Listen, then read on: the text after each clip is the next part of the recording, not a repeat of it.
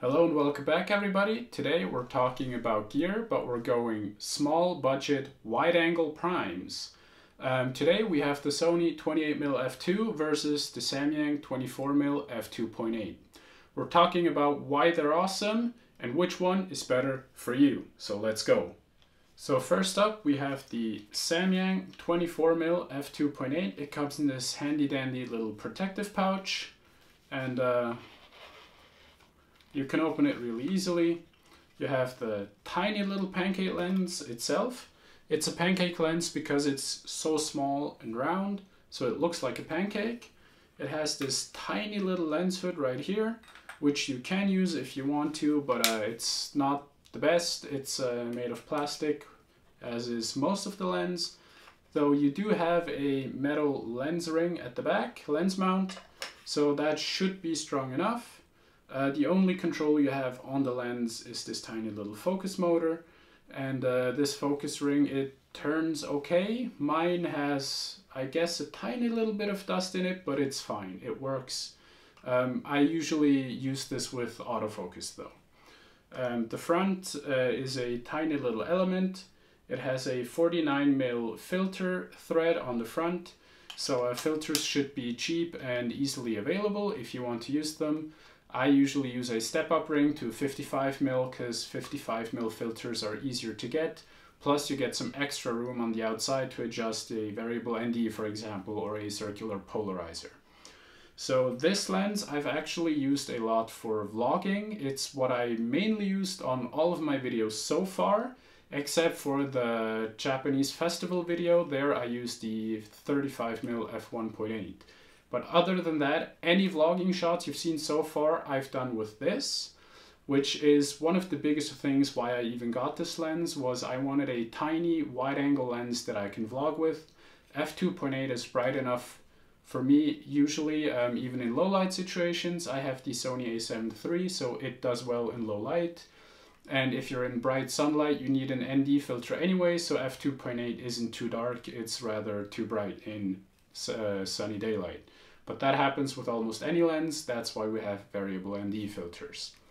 Now its opponent is this guy right here. This is the Sony 28mm f2, which is a tiny bit larger, as you can see.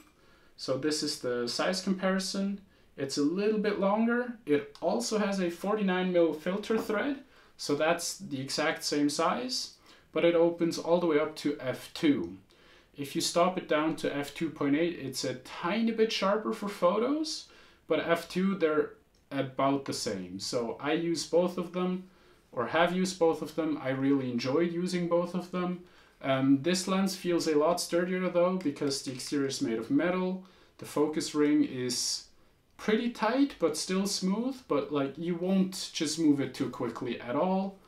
On the back, you do not have a weather sealing gasket, but it's all metal on the back as well, so that works just fine. On the front, you can see that the front element is a little bit larger, but still it's not a huge lens. These two are also great for traveling because they're small, light, and they don't cost too much. Now, if you want to go for reliability above all else, I would recommend the 28mm f2. But if you want something that is also wide enough to vlog with, then I would recommend the Samyang 24mm f2.8.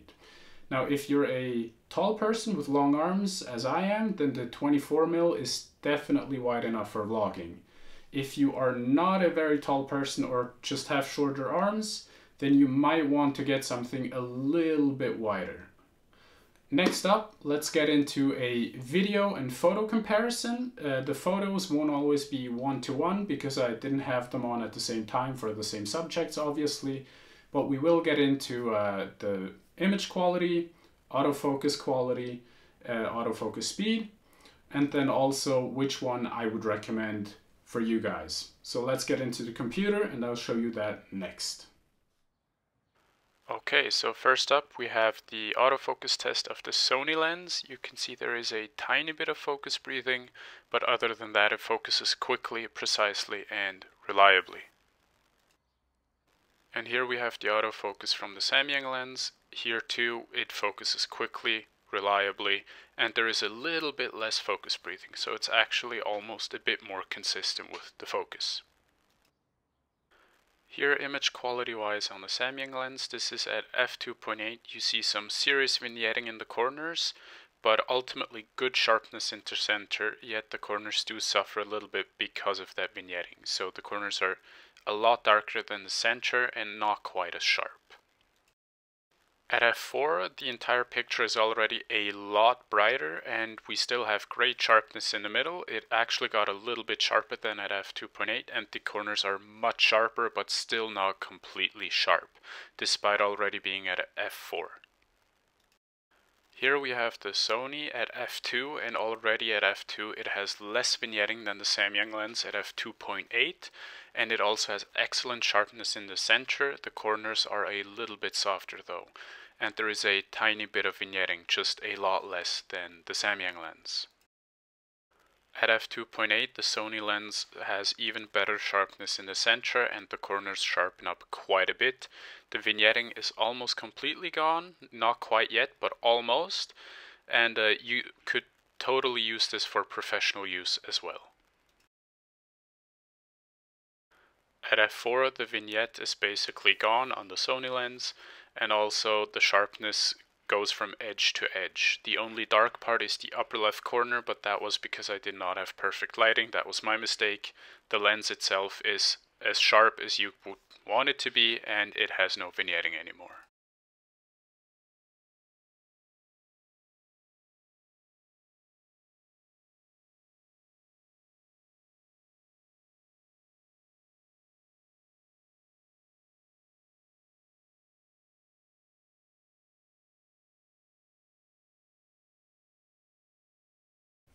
So, conclusion time. Which one of these tiny primes would I recommend?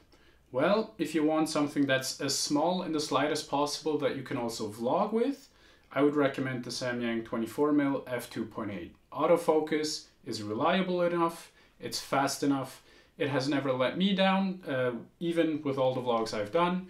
But if you are more photo focused, for photography I would definitely more recommend the 28mm f2.0.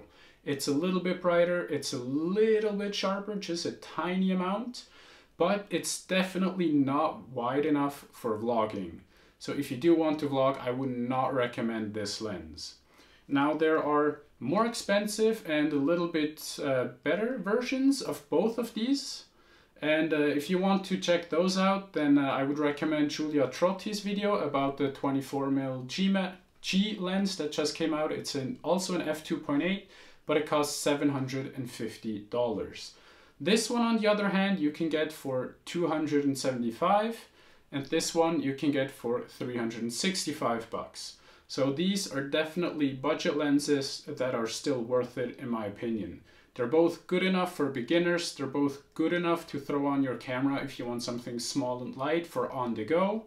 And I've had both. I've been lucky enough. But I actually won't be keeping either one of these because I have something a little bit better.